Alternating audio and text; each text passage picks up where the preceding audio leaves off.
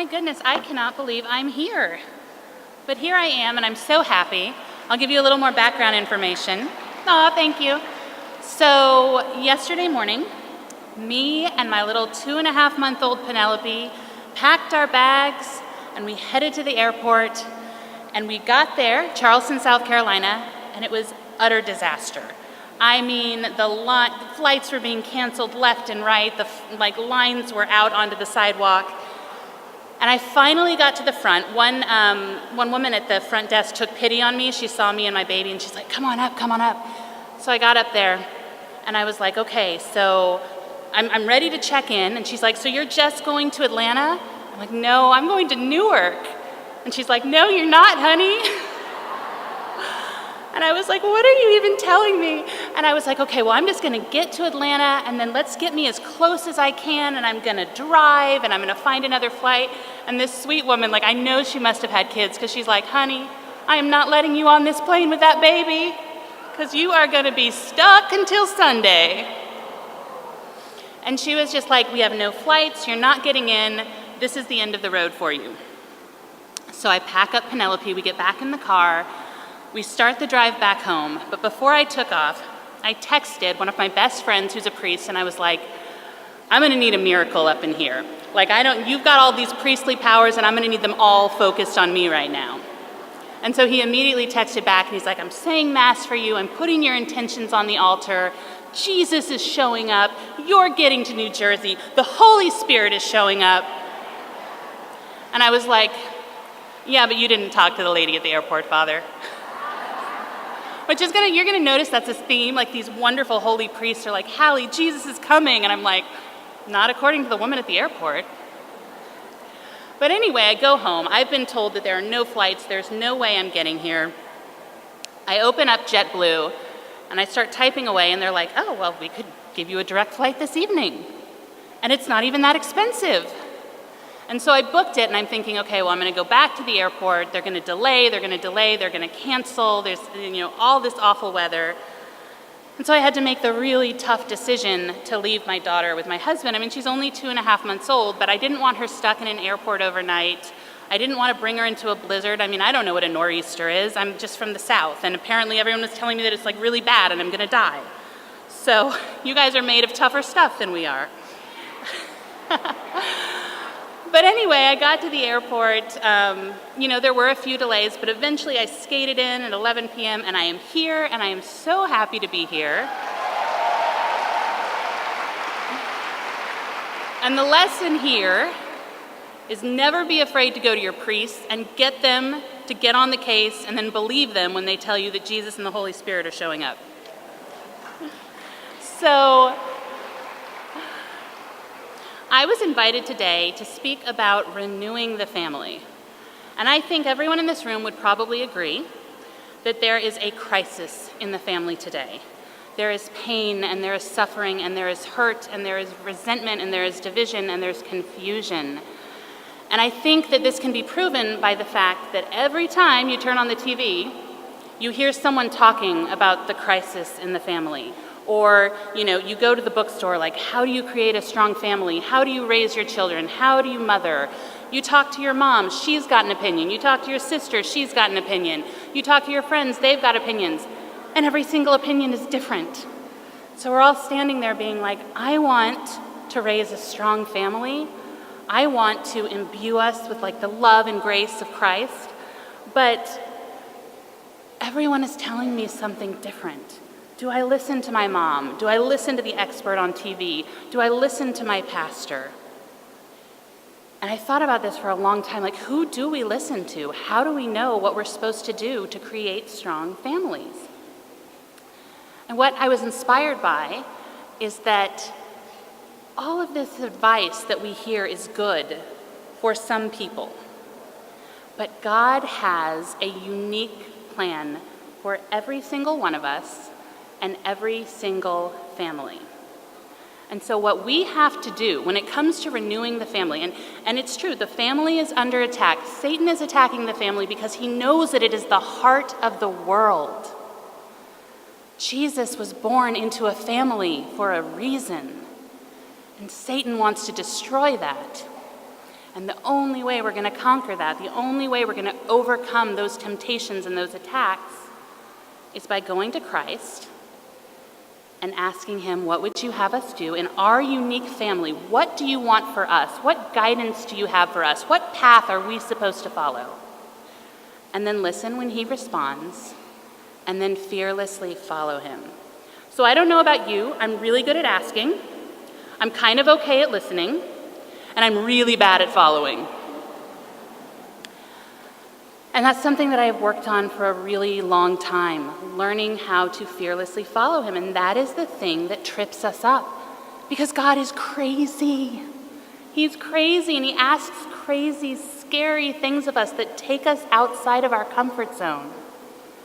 But he loves us so much, and we can trust in him, and we can trust in that love. So what I want to talk about today, when it comes to renewing the family, is how we can learn to fearlessly follow him, how we can overcome our fears. So I will tell you my story and kind of what God taught me through this process. Give you a little background information first. I am a convert to Catholicism. I converted about 17 years ago, this April, and I was raised in kind of a neo-pagan Eastern mysticism mishmash of spirituality that I still don't even really understand. My parents were hippies. It's probably the easier way to explain it. And we had in our family a culture of cultivating bravery. So from a very young age, when we would go camping, my grandfather would say, cross that log and do it with bravery, and that is a feat of bravery, and everyone would cheer for you. Audition for that play. Put all of your heart and soul and passion into it. And no matter what happens, whether you get the part or you don't, that is a feat of bravery. And that went on from the moment I was born until I left home. And I left home and I went to Europe and I backpacked by myself for 6 weeks, and I would take road trips here and there, and I felt like I was a very brave, courageous person. And then I met my husband, who was Catholic, and I fell in love with the Catholic Church. I converted to Catholicism, and I immediately became consumed with fear, which I know is not a great ad for the Catholic Church. But here's what happened to me.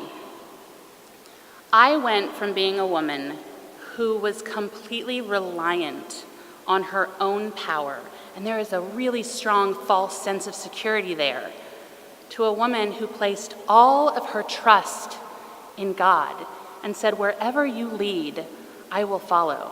And that can be a really, really scary thing, to hand over control like that. So before all this fear started, shortly after I converted, the priest who brought me into the church came over to my house for dinner, and dinner wrapped up and my husband went to clean the dishes, and I was sitting there with him, and he said, how are you doing? I like to check in with my converts. I like to see how they're feeling, if they're having any struggles. And I was like, oh, Father, I am so blissed out. This was before all the fear descended. I said, I am just so high and so happy. And I paused and I was like, why didn't you tell us about this in RCIA? I think you could have upped your rate of conversion a bit. And he laughed and he said, well, the truth is that what you're experiencing is a convert's high, and it's a wonderful thing. But I would be remiss if I didn't tell you that it might not last forever. He says, what I like to tell people is that if you're a Christian and you are not suffering, you're doing it wrong. And he said, I don't mean to be a killjoy, but I find that it's better if people are prepared for this eventuality, that they know it's going to get hard, that they know that they're going to have to dig deep, that they know that God has a difficult journey for them. He said, really, I don't mean to be a killjoy. I love this, all this joy you're experiencing. It's all so good. And I'm thinking in my head, oh my gosh, what a killjoy. But I tucked it away. I tucked away that information, that advice he gave me, and it was a good thing that I did, because almost immediately I lost that new convert's high, and I did become just consumed with fear. That was the work that God wanted to do with me during my first 10 years of being a Catholic. So the week of my marriage, in a turn of events that people can still not explain to this day, all of my hormone levels plummeted. And my endocrinologist, I was sitting across from her at her desk, and she said, if I did not know better, I would think that I was looking at the blood work of a 70-year-old woman. But no worries.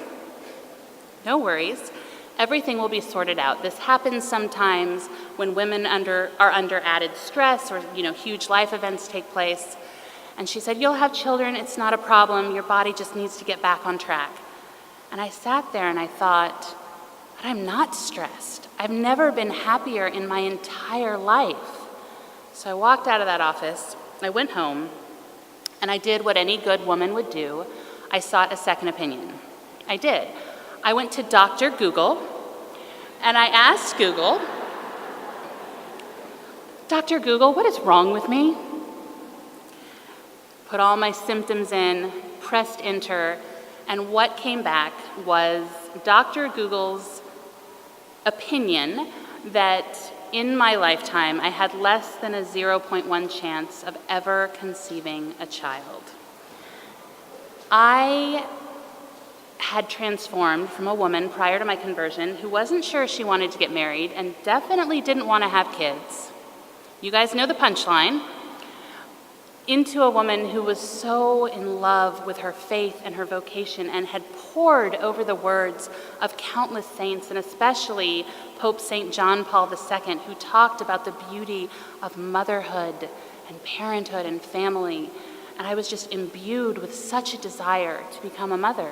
And now I was being told, not by my endocrinologist, who I chose not to listen to, but by Dr. Google, that I would never have children. So my husband comes home, and he says, he could see that I was upset. And he said, what's going on? Like, what did the endocrinologist say? And I said, she said that I would be fine. And tears are pouring down my face. And he's like, well, what's the matter then? I was like, Google says we're never going to have children. I feel like that was his first test as a husband. Like, do I engage or do I redirect? He redirected and took me out for frozen custard. But our difficulties in conceiving continued for over a year. And with each passing month, I got more and more afraid and more depressed and despondent. And so eventually, I wrote Mother Angelica down in Alabama, and I said, Mother, we so want to have children. I seem unable to conceive. Would you pray for us? Almost immediately, one of her sisters wrote back and said that they were offering a mass for us. That very same month, I discovered that I was expecting my first child.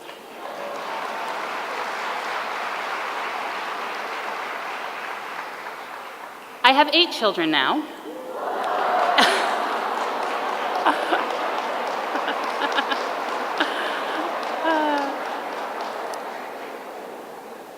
And I would be lying if I told you that I never thought of writing them back on the bad days and saying, you can stop praying now, it's fine. But that was, just such a joyful moment, such a moment of relief. And so I turned to God in prayer and I said, God, I'm so sorry that my faith is so small. I'm so sorry that I haven't been able to trust in you. Let's try again. That prayer is one you want to tread very carefully with. I don't know if any of you have ever prayed the Litany of Humility, but if you pray it once and then you think about praying it again, you get into the duck and cover position. Because when you pray the Litany of Humility, and I've heard this from countless people, it's not just my experience, God will find a way to humble you and mortify you and strip you of that pride in short order. And it's a great prayer, you should pray it. It's just really painful. So I asked him to give me another chance. So I've got my newborn in my arms, so happy, I thought that because it took us so long to conceive, that I had a little room to play with when it came to the fertility issue. I did not have any room to play with. 6 months later, not 6 months, 6 weeks later, I was expecting my second child. Thank you, Mother Angelica. So, once again, completely having forgotten the prayer that I prayed, asking God to give me another chance, I became overcome with fear and anxiety because I thought, what if I don't love this new baby as much as I love the first baby? What if I am stealing this first baby's, time and, time that I would have bonding and nurturing this new baby because a new baby is coming so quickly? And what if my body is not up to it? What if I die in childbirth? The thoughts that were in my head were just crazy. And I was just consumed with these fears for the whole 9 months. And it actually stole a lot of peace and joy from me. And I look back on that time with a lot of regret because I was so consumed with these fears about having another child so soon that I think I missed out on a lot of the joy and didn't savor, those sweet, precious early months with my first son that you can never get back. But, and one of my main fears was that my body was just not up for it. It had no time to recover. I wasn't sure I was up for childbirth again. But he came into the world and just shy of 1 year of his brother's birth, and the birth was just incredible. It was like one of those unicorn births that all women have heard about where there's no pain, and I don't mean in the sense that you got a good epidural. It was a painless birth, which I know, don't listen to me, don't believe it exists, because I feel like I was, hallucinating or something. But it was so easy, and he came into the world, and he stole my heart, and as any mother will know, I absolutely had enough love for him because your heart expands when you have another child. You don't have to divide the love. God just keeps pouring more and more love into your heart. And he and my son, who are less than a year apart, are best friends. I can't imagine either of them going through life without each other. And so again, I turned to God and I said, I am so sorry that I failed to trust you again. Let's try again. I'm a very slow learner. And so God heard that prayer, and he plunged me and my husband and our family into a period of poverty that lasted over a decade. And while I do say that in a first world way, it was very scary. We had our power and our water and all of our utilities turned off countless times. We're always overdrawn, had eviction notice served to us, didn't have insurance, often couldn't buy enough food for our kids. I remember one of my sons is he's built very slightly, and he's very skinny. And I remember it's so painful to even think about looking at him 1 year or one day and saying we're actually not feeding him enough. He's getting even skinnier and he doesn't have any weight to lose. And I just started weeping. And my husband, he has a master's degree, and he is such a hard worker, and he would work 2 and 3 jobs and pound the pavement. And no matter how hard we tried, we could not make any progress. And it was one of those experiences where you think, okay, God has allowed this. God has chosen this. He has put this into our life because by all, if I put everything onto paper and examine it, there is no reason that we should be struggling this much. And it made me feel very abandoned by him and very unloved. And so I felt such sadness and fear for the longest time. And this just went on year after year after year. It was just unrelentless. But then, in about 2008 or 9, he got this amazing job with a Catholic radio station. And for a brief amount of time, all of our financial fears and problems disappeared. And we were on steady ground again. Well, yes, but God was not done. You may have heard of the Deepwater Horizon oil spill that took place in the Gulf of Mexico. I believe it was either in 2009 or 2010. That completely tanked the economy on the Gulf Coast. And that affected this radio station. And one day his boss came in and said, "I'm so sorry, but I have to let you go. Today is your last day. There's no severance, and I'm cutting off insurance." I was 36 weeks pregnant. And that was my rock bottom moment, because I felt like I had finally seen a ray of hope. I had finally felt like God was removing this cross and helping us, and to see us plunged back into that really frightening place of poverty that we had walked through for over a decade. I just felt like I don't have anything else to give. And I remember being 36 weeks pregnant and curled up in the fetal position on our couch, hearing my children gleefully dancing around me and just being completely checked out. Like I was just gone. I was literally paralyzed by fear. And in that sense, it was good that my husband wasn't working, because he came home and he took care of the kids and he washed things and cleaned the house and made food, and I just was broken. Now, the one thing that I did in that moment is that I turned to God for just the briefest moment, and I said, "I'm out. I can't do this anymore. So either you need to fix this, or something really bad is about to happen." That is another prayer that God likes, because it reveals to him that we have gotten to that place of humility where we no longer try to rely on our own power.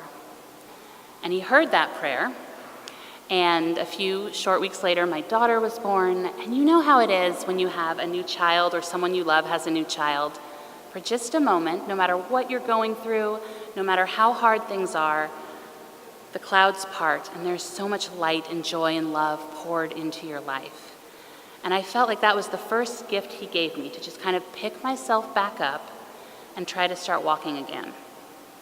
So that started several years where he brought a lot of things into my life and taught me a lot of lessons that did help me to overcome my fears. The first one happened just months after my daughter Zelly was born.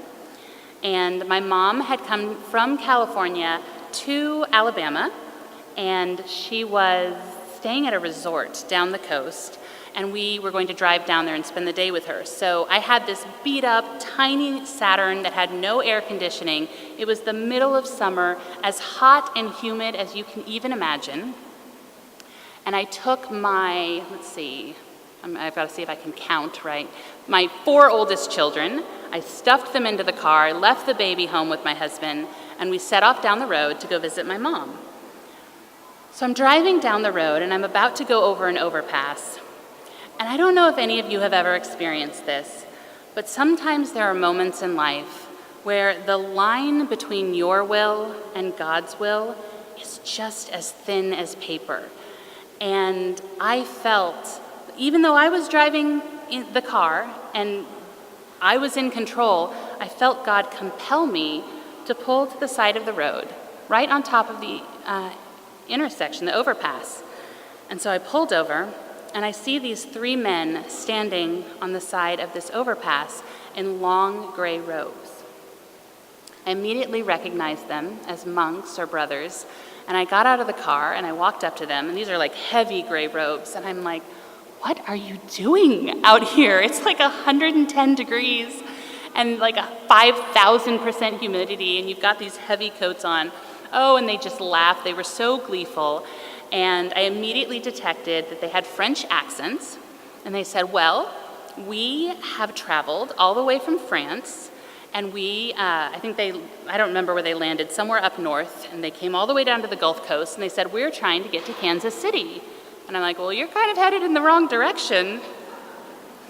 And they said, "Someone gave us a ticket. We have taken an extreme vow of poverty, and we cannot accept money. We cannot accept anything except rides, a roof over our head, and food." And so they said, "We're just jumping around the country until God places us in Kansas City." It's like, wow, that's amazing. And I said, "Well, I would love to help you." And then I paused. Another thing that God does that I'm sure you're familiar with, sometimes he just throws memories into our head and he reminds us of things. And Mother Angelica came up again, And he reminded me of a story that I had read a few years back of early in Mother Angelica's ministry. She had like a printing, it's not a business, ministry, where she would make little devotionals and evangelical booklets. And so she felt like God was calling her to this, and she said, okay, God, well, I'm ready to go, but I don't have any money, and printing equipment is expensive. And immediately, because God loves Mother Angelica so much, someone contacted her just randomly and said, hey, somebody told me you're looking for a printing press. I just went out of business. I can send it to you. And she was so excited. She's like, absolutely, send it to me. So he puts it on a big moving van, and it travels across a bunch of states, and it eventually comes to her doorstep. And these moving men pile out of the truck, and they go to the door of the nun's home, and they measure it, and they say, oh, sister, we're so sorry, but this printing press won't fit into your building. And she looks at them in her signature Mother Angelica way, and she says, well, of course it's fitting into my building. Jesus sent it to me. She's kind of like chastising them a little bit, and she says, the sisters and I are going to the chapel, and we are going to pray, and when we get back, that printing press is going to be in my house. So, like they're wiping their brows, because like Mother Angelica, like when she tells you to do something, you better do it. And so they went and prayed, and when they came back, the printing press was in the building. And in this story I read, it said that nobody could explain it. It wasn't that they found some amazing way to take it apart or they had measured wrong. It was literally like God had made more room for Mother Angelica and her printing press. And I remembered that story. I was about to tell the monks, the friars, that I would love to drive them, as far as we were going down the road, but there was no room in my car. I had this tiny Saturn, and I already had 4 kids in it. But God struck me with that story, and I looked at them and I said, I don't know how we're getting you into this car, and I don't know how we're getting your giant backpacks into this car, but, I'm willing to try. So somehow, just like Mother Angelica, everyone folded their bodies into the car, and they all managed to get in. And that started one of the most profoundly life-changing experiences of my life. The best way I can think to describe it is to tell you that a spiritual fizz filled up the car. It was like the Holy Spirit himself was riding along with us. We didn't discuss anything deep or profound. They didn't give me any brilliant life advice that immediately helped me to overcome my fears. They were just there, and they were so joyful, and they were so in love with God, and they were so tickled by my children. And when we got about 45 minutes down the road, I said, well, this is as far as we're going. So they piled out, and I said, I don't have much money, but I'd like to give you what I have. Can I offer you, this small amount of cash? And they said, no, we really can't take it. We've taken this extreme vow of poverty. And I said, well, I have a half-eaten bag of trail mix. And their eyes lit up. They were like little kids. They're like, yes, thank you. And the little guy who was like this tall, he was like, does it have M&Ms in it? And I was like, yes, it does. And it was just this like beautiful, happy, silly moment. And then they asked if they could surround our car and sing to us. And they sang, may the Lord bless you and keep you. And I started to weep. I gave them hugs, and I started driving down the road, and I kept weeping, and I called my husband, and I kept weeping, and I kept weeping. And I turned to God, and I said, what do they know that I don't know? For all of our financial problems, we have people who love us and aren't going to, let anything terrible happen to us. We have a roof over our heads. We don't know how to make ends meet, and we have to humble ourselves over and over again to ask for help, and our utilities get turned off, and there just seems to be one layoff after another. But then I looked at these monks and I said, they're in a foreign country. They know no one. They're not allowed to accept money. They're just driving around the country with people who are willing to give them a quick ride and hoping that at some point God will take them to Kansas City. And yet where I am consumed with fear and anger and anxiety, they are so overcome with peace and joy. And what do they know that I don't know? Once again, God poured a memory into me, and he reminded me of an argument that I had gotten into with my husband, where I was listing all the reasons that we were absolutely doomed, and we would end up living under a bridge. And I had it like on a spreadsheet. Like I was making my case like no one has ever made a case before. And the first thing he said is, your spreadsheet's great, Hallie, but your spreadsheet cannot tell us if God's going to move a mountain, which I thought was such an incredible thing to say. And I will be leading a pilgrimage to the tattoo parlor later today if anyone else needs to have that tattooed on their forehead. Your spreadsheet cannot tell us whether God will move a mountain. That was how true his faith was. And then I said, yeah, but you don't know. You don't know. Like, terrible things happen all over the world every day to everyone. I said, we could end up living under a bridge. And he looked at me and he said, yeah, we could end up living under a bridge. But as long as we stay close to Christ and we stay close to each other, we're going to be just fine. And then I stopped talking to him because you can't talk to a crazy person. But I felt God enter back into that moment and say, no, your husband was right. And he knows what these monks know, that if you stay close to Christ and you follow him wherever he may lead, he's going to take care of you. And that does not mean there's not going to be suffering, and that does not mean that there's not going to be pain. But it means that in some mystical way, he will give you everything you need to get through these moments.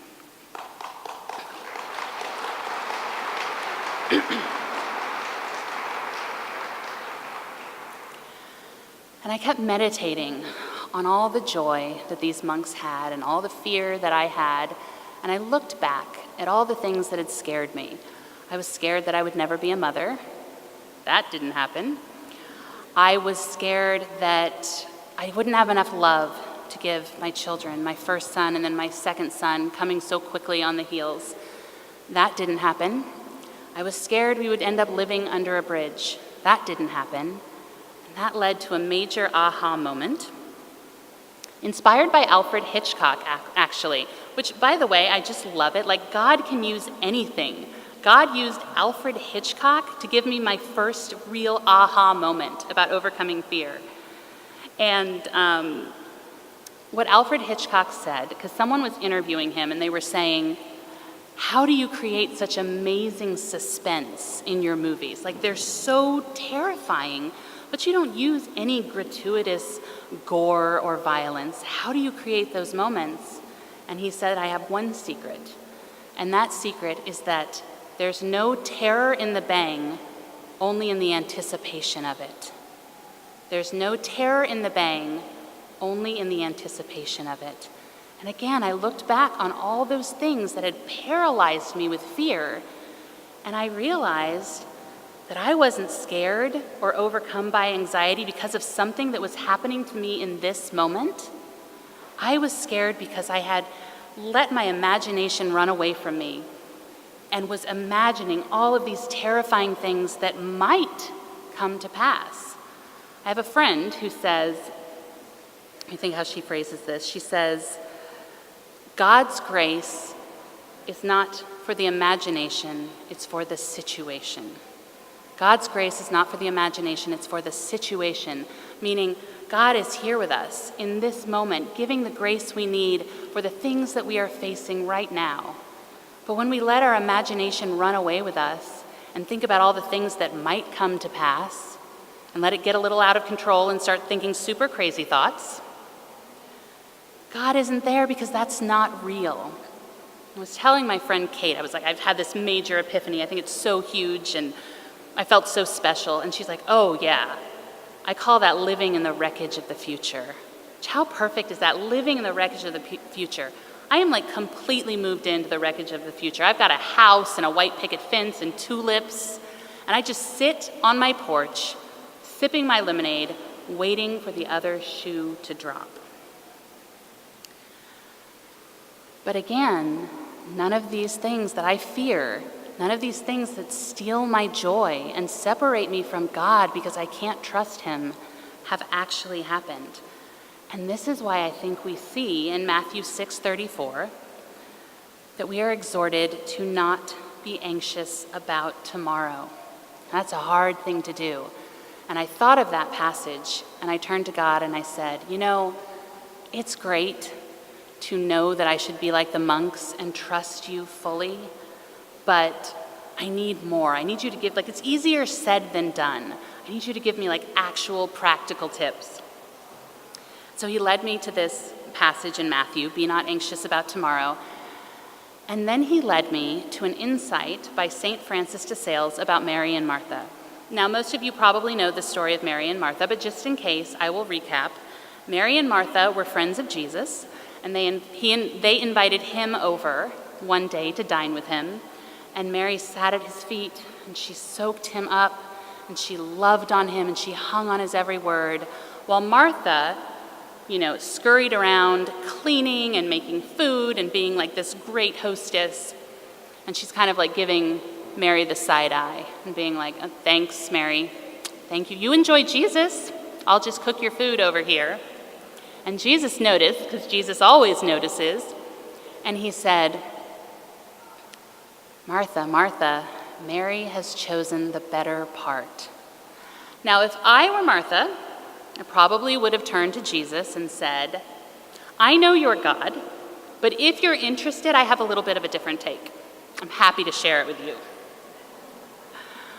But the common interpretation of that is that what God was saying is in every situation in our lives, wherever we find ourselves, come to him first, adore him first, put prayer and adoration and the sacraments first. And then you'll have the fuel to deal with the rest of your life. And that's true and good and important, and I think there's a reason that that is the most common interpretation. But St. Francis had a slightly different take. He took us back to Scripture, and he reminded us that it said, Martha, Martha, Jesus said, you are anxious and troubled about many things. And St. Francis de Sales said, Jesus wasn't criticizing her for her industriousness. He wasn't mad at her for loving him through his hospitality. He was chastising her gently and saying, you're doing all this, but you're anxious and you're troubled. Mary has chosen the better part because she let all of that go, and she's savoring me for this brief time that she has. That was just another aha moment that yes, we have all these things and these challenges in our life, and we're going to struggle and we're going to have difficulties. But what Jesus says over and over again is don't be troubled and don't be anxious because I am here with you. St. Francis de Sales also said, and I wanted to share this quote because I love it so much, do not fear what may happen tomorrow. The same loving Father who cares for you today will care for you tomorrow and every day. Either he will shield you from suffering, or he will give you unfailing strength to bear it. Be at peace then, and put aside all anxious thoughts and imaginings. The other thing I want to say to you is that when you are fearful, because none of us are perfect, and we are all going to wrestle with fear to different degrees, fear for me is one of the primary temptations that I fall victim to. And if I do not work the system, if I do not follow all these great insights that God has given me, I become overcome with fear again. It's kind of like being in AA, you've got to work the system. This is always going to be something I struggle with. And one of the other things that God told me to do is to keep my eyes on Mary, our Blessed Mother. Because we see in the Bible that Jesus was tempted over and over and over again by Satan. Now, what we can gather from that, even though we don't see as much actually spelled out evidence, is that Mary, who was so integral to his mission on earth, must have been every bit as attacked as he was. From the moment that the angel Gabriel came upon her to the moment that she had to watch her son die on the cross, can you even imagine the temptations she feared, the temptation to fear that she experienced? But she kept doing God's will. Now, if it was me, I'm just being honest here, and I knew that my son, who I loved so dearly, was going to go through what Jesus went through, I would probably be like, okay, Daniel, get in the car. We're living underground from here on out. I've found a safe house. We're not doing this. But Mary knew how important it was to let Jesus live out his mission, to let God do his work to save us. And so she overcame her fear over and over again. And I wanted to know how she did this. When you're that overcome with that kind of, watching your son die on the cross, we can't even imagine. And yet she offered her fiat over and over again. She said yes over and over again. And I wanted to know practically, how did she do that? And what God revealed to me is that she overwhelmed the darkness with love. We are reminded in the first letter of John, chapter 4, verse 18, that perfect love drives out fear. And what Mary did over and over again, whenever she was fearful, whenever she felt anxious, whenever she wanted to run in the opposite direction of God's will for her life, was that she poured love into the situation. Because darkness and light cannot coexist. Love and fear cannot coexist. And Mary knew that.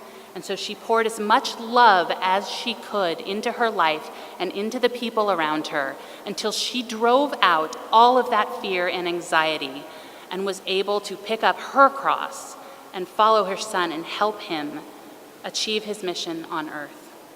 A great example of this are the Sisters of Life in New York. I don't know if any of you are familiar with them, but they are just incredible. Some of the most joyful women I have ever had the pleasure of meeting. I actually got to interview them a couple years ago when I was in New York doing my show from the Sirius XM studios. And it was funny because I didn't actually ask this specific question, but I said to Sister Bethany Madonna, when a young woman comes to your home, because they run a maternity home, that's their mission, to help women in crisis pregnancies. I said, when she comes to your home, what is the first thing you do? And she smiled and she said, that is a great question because I actually have a very specific answer. And she said, the first thing we do when a young woman comes to our home is we feed her breakfast. She says, I scramble them eggs, I make them toast. And I sit there and I just sit with them and I love them and I pour as much love into the situation as I can through feeding them and listening to them and showing them that they are loved unconditionally. She said, by the end of that breakfast, we have poured so much love into that room that we have forced out all of the fear and anxiety, and then we can begin our work. And I was like, oh man, is that not a signal grace from God? He just was trying to teach me this. And I have this beautiful, pure, glowing woman of God saying like, hey, guess what? I've got a story about that. It was such a moment. It was such a beautiful moment. And, I look at my own life when things are going in a difficult direction. And my reaction is often motivated by fear to snap at my husband or to shut myself out from dealing with the kids or, any number of negative, bad reactions. And what I found after she said this and after God kind of illuminated this for me was that it was so true that any time, if my husband and I are fighting about something, and instead of being determined to be right and win the situation, I can instead turn around and pour love into the situation.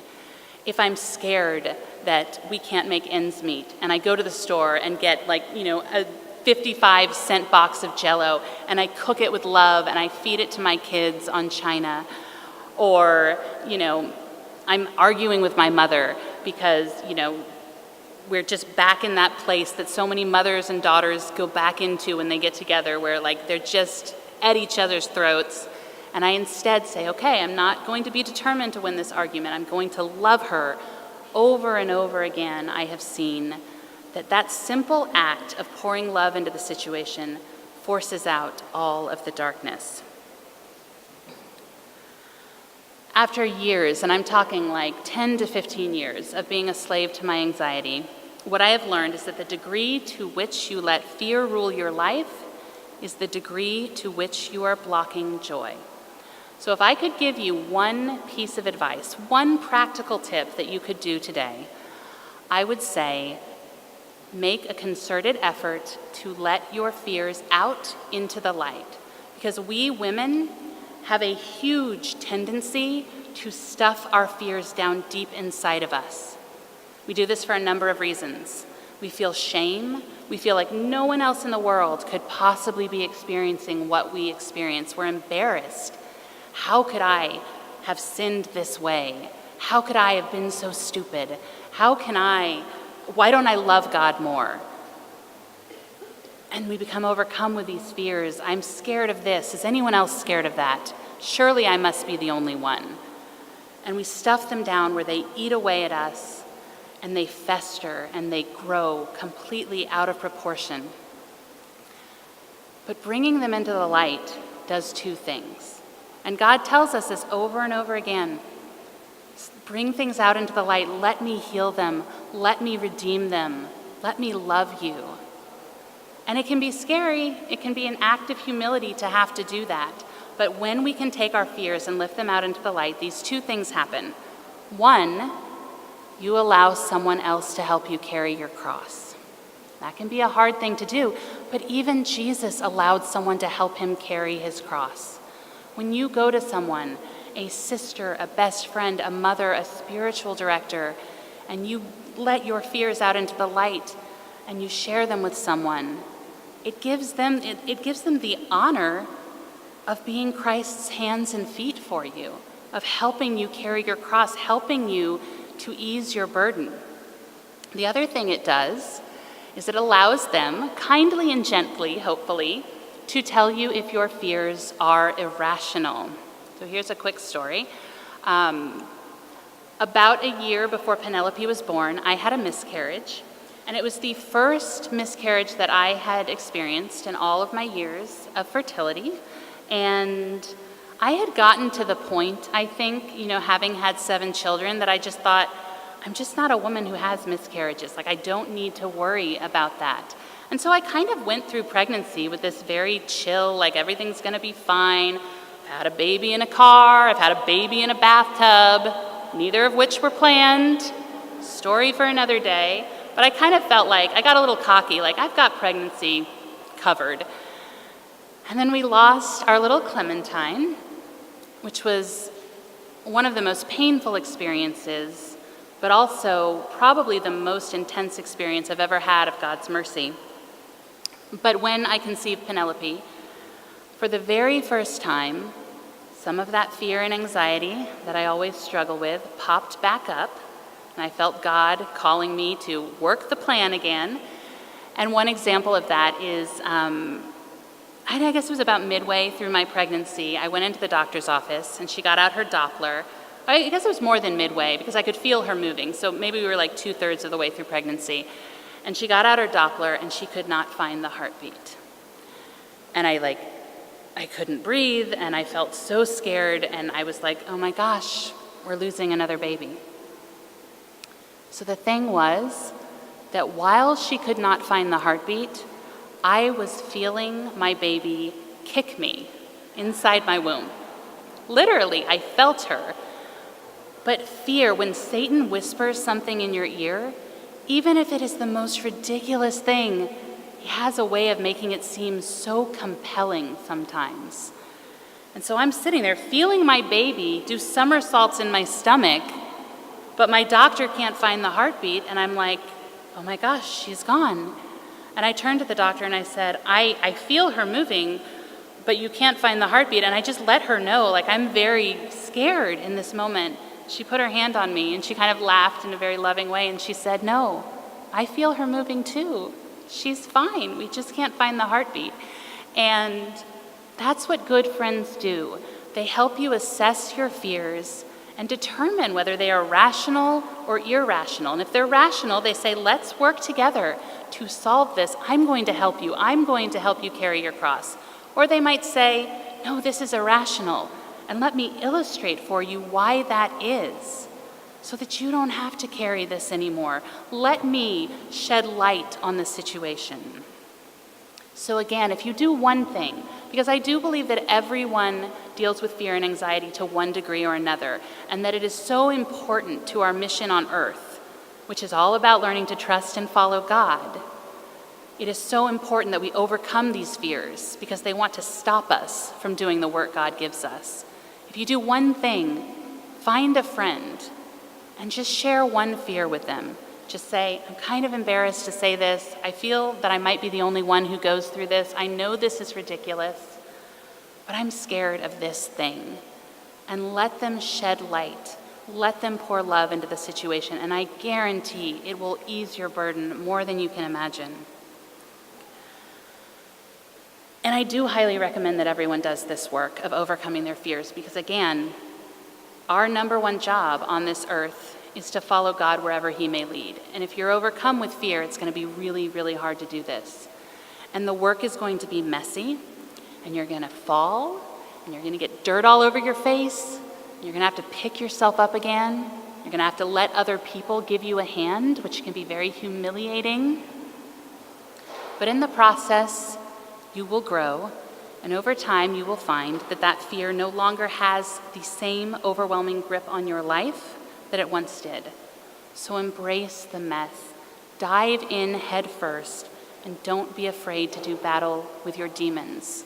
Because at the heart of motherhood, whether you are a mother who has given birth physically, or you are a mother who is a spiritual mother, who God has poured motherhood into you just by virtue of you being a woman, at the heart of motherhood